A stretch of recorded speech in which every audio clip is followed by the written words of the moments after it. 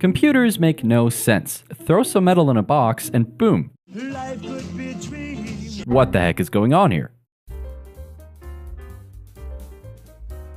Inside your PC is a central processing unit or CPU. It's basically just a piece of silicon with billions of microscopic switches called transistors. Depending on the flow of electricity, they can be on or off, kind of like a light bulb, which gives us two states, 1 and 0.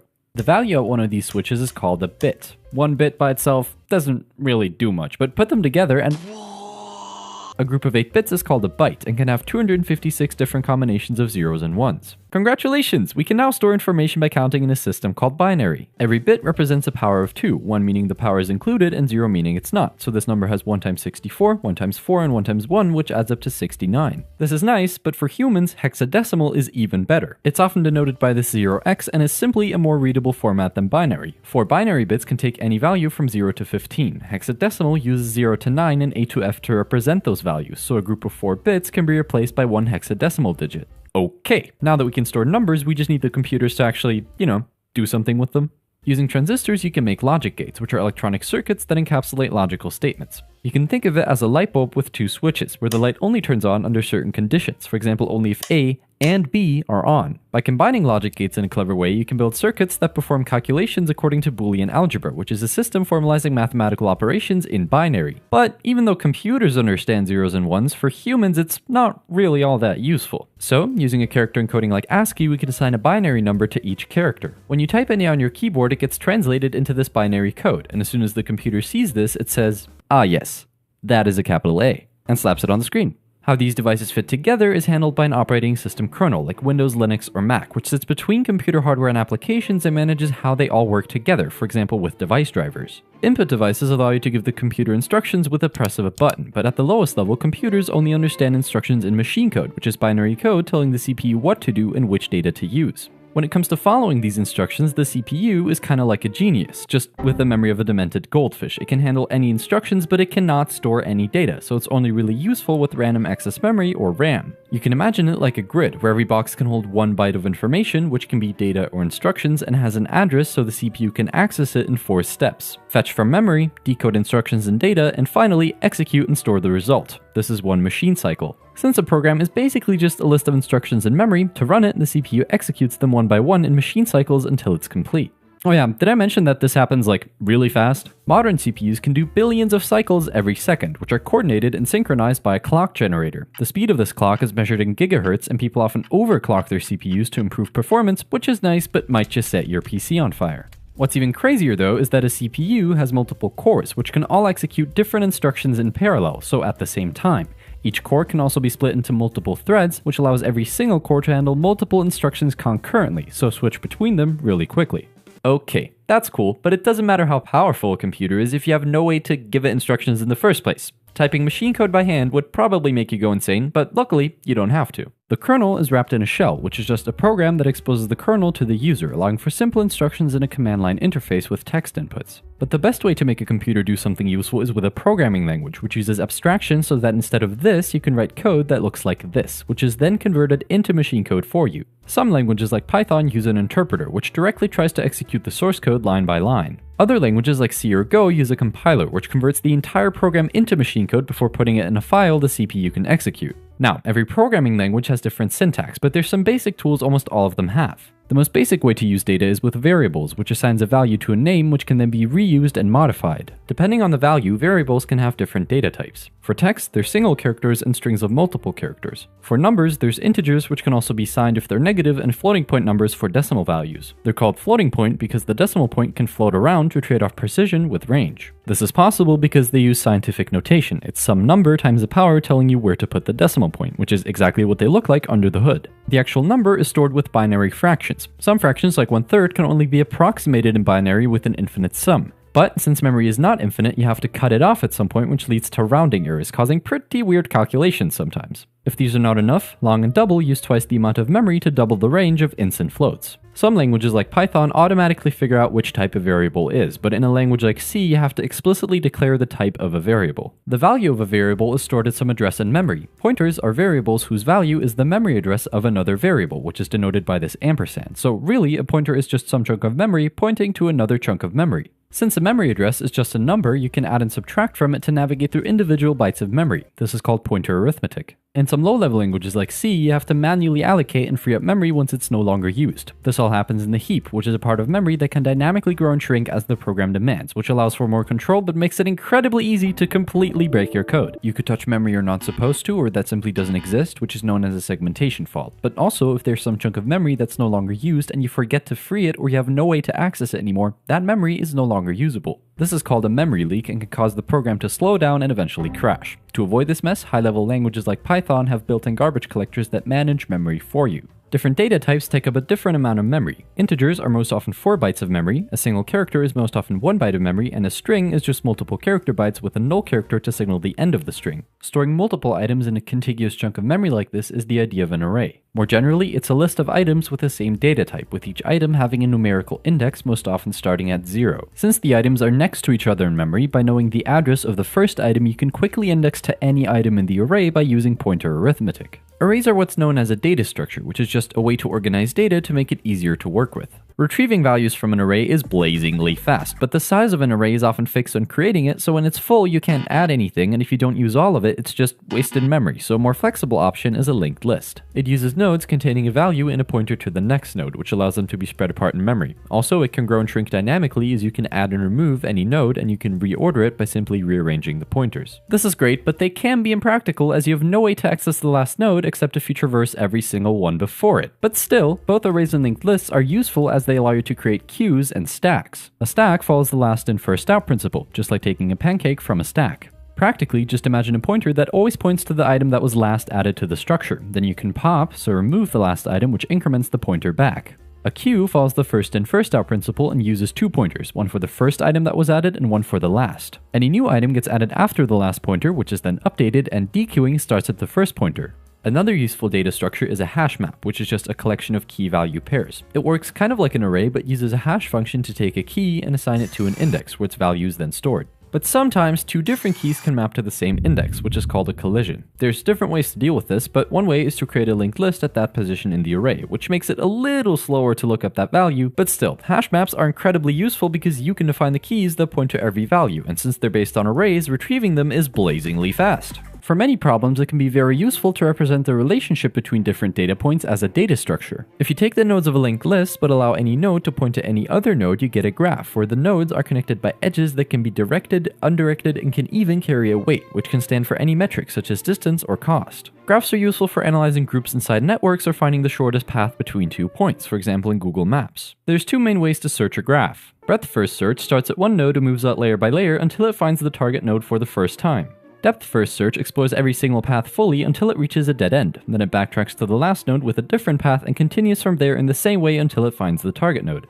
A graph where any 2 nodes are connected by exactly one path is called a tree and represents a hierarchy, for example the file system on your computer. A tree starts at the root and branches out into subtrees which end in leaf nodes. Parent nodes can have any number of child nodes, but oftentimes binary trees are the most useful. For example, a binary tree where all the values left of any node are smaller and all the values right of it are greater is called a binary search tree, which makes finding specific values super fast. If you want to find a target value, just start at the root. If the target is smaller than that node, go left. If it's greater, go right, and repeat this until you find the target. What we just used is a very simple algorithm, which is just a set of instructions that solves a problem step by step. The simplest way to write an algorithm is in the form of a function. It takes inputs, does something with them, and returns an output. Just like variables, you can then call a function by its name and pass in different arguments. When calling a function, the function call gets pushed onto the call stack, which is short-term memory used for executing code, and as the name implies, it's based on a stack data structure, which means last in, first out. To implement algorithms, you often have to compare 2 values, which you can do with operators like greater than or equality, and logical expressions such as and, or, and not. Expressions like these are simple. They can be true or false, which are the possible values of the Boolean data type, and allow you to write conditional statements. If some condition is true, do this, else do that. Booleans can also be used to loop over certain parts of code. One way is with a while loop. While this condition is true, this code will execute. Another way is with a for loop, which can iterate over every element inside a data structure like an array, but can also loop for a specific number of iterations by setting a starting value, incrementing it after each iteration, and setting an upper bound with a condition. Functions can also call themselves, which is known as recursion. This is useful when a problem can be broken down into smaller identical problems, such as calculating 5 factorial, which is just 5 times 4 factorial, which is just 4 times 3 factorial, which is just... But by default, a recursive function will just keep on calling itself forever. This means that it keeps pushing more function calls onto the call stack until stack memory is exceeded in a stack overflow. That's not optimal. To stop this, you have to add a base condition to a recursive function which defines when to stop. Only then will the function calls be executed without crashing your PC. Recursion is cool, but it can be pretty expensive time and space-wise. So, to minimize the amount of computations needed, past results can be saved in a cache, so if they come up again, the computer doesn't have to recompute them from scratch. This is called memoization. Speaking of performance, to judge how good an algorithm is, you can look at time and space complexity, so how much time or space is required to run it. This is measured in big O notation, which describes the relationship between growth of input size and number of operations needed to execute the algorithm. For example, adding 1 to every number inside an array is O of n, because the number of operations increases in a linear way as the array grows. What's relevant is not the exact number of operations, but rather the trend as the input size goes to infinity. You see, something like n factorial grows way faster than any linear function ever could, so as long as the time complexity is some kind of linear relation, it's simplified down to O of n, and the same thing goes for any other group. When writing an algorithm, there's always different approaches. A brute force approach would be to simply check every item until we find a target in a list, but if you want your program to run faster than a garden snail, you need a more sophisticated approach like divide and conquer. For example, in binary search, you repeatedly check the middle element to see on which side the target is and keep searching in that half until you find it. Also, there's different approaches to writing code in general, which are called programming paradigms. Declarative programming describes what the code does, but not how exactly the computer should do it, whereas imperative programming explicitly describes how the computer should achieve a result with detailed instructions. An extension of imperative programming is object-oriented programming, where you can define classes as blueprints for objects, which are single units consisting of data in the form of properties and behaviors in the form of methods. To code a class, you begin by defining the properties as variables and the methods as functions. After encapsulating properties and methods in a class, you can instantiate an object and use the dot notation to work with its properties and methods. Classes make it easy to organize and reuse code because you can define subclasses that inherit properties and behaviors of a superclass but can also extend and override them. For example, a rubber duck subclass might implement quack with a squeak instead. As a result, rubber ducks can be treated as objects of the duck class but behave differently when quack is called, which is the concept of polymorphism. But for some problems, none of these traditional paradigms will work. Let's say you want to make a computer recognize which of these images is a bee. The problem is, you can't really describe what a bee looks like with code. This is where machine learning comes in, aka teaching a computer to do a task without explicitly programming it to do that task. First, you need a lot of data, which you can split into training data and test data. Next, you choose an algorithm that can change its parameters over time. For example, a neural network where the weights can be updated to achieve a different result. By feeding lots and lots of training data into this algorithm, you can build a model whose accuracy you can then check with the test data. If it's not quite right, the model can improve over time by comparing the output to what it should have been, capturing the difference in an error function and tweaking its parameters to minimize the difference. But no matter how futuristic, bleeding edge, blazingly fast, and optimized it is, if you want people to actually use the application you wrote, you should probably know about the internet. It's a network of computers from all around the globe connected by wires. Like, literally, the internet is just a bunch of thick cables that run at the bottom of the ocean along with facilities like internet service providers that connect you to your destination. These computers communicate with the Internet Protocol Suite. Every computer on the network has a unique IP address, and two computers can then transfer data with a transmission control protocol. It breaks messages into a bunch of packets, sends them through a network of wires before the receiving end puts the message back together. If you have a poor internet connection, you might have experienced packet loss, which is just if some of these packets get lost along the way. If the internet is the hardware, then the web is the software, which you can use with a browser. Every page on the web has a URL. When you type it into your browser, it looks up the IP address of the server hosting this website with a domain name system, which is like a dictionary mapping domain names to IP addresses of actual servers. After connecting to it via TCP, your browser, called the client, uses the hypertext transfer protocol to send an HTTP request to the server, which then gives a response ideally containing the contents of the web page. The actual website most often consists of 3 parts. An HTML file contains all the content of a website and is basically just a collection of elements, which can be text, links, buttons, and so on. A CSS file controls the visuals and makes a website look nice. But a website is useless if pressing nice looking buttons does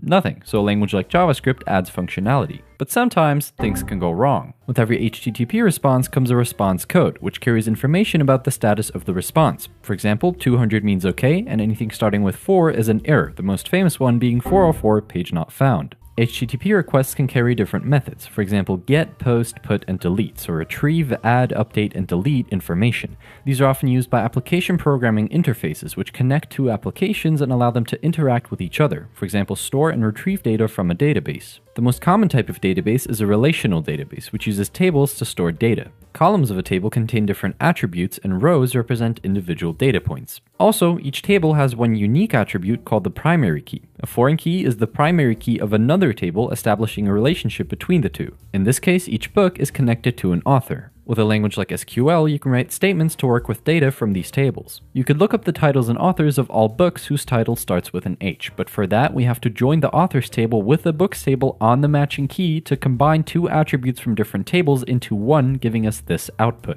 These statements are useful, but you gotta be careful or you might just delete an entire database with one line of code. But don't worry, that's never happened before.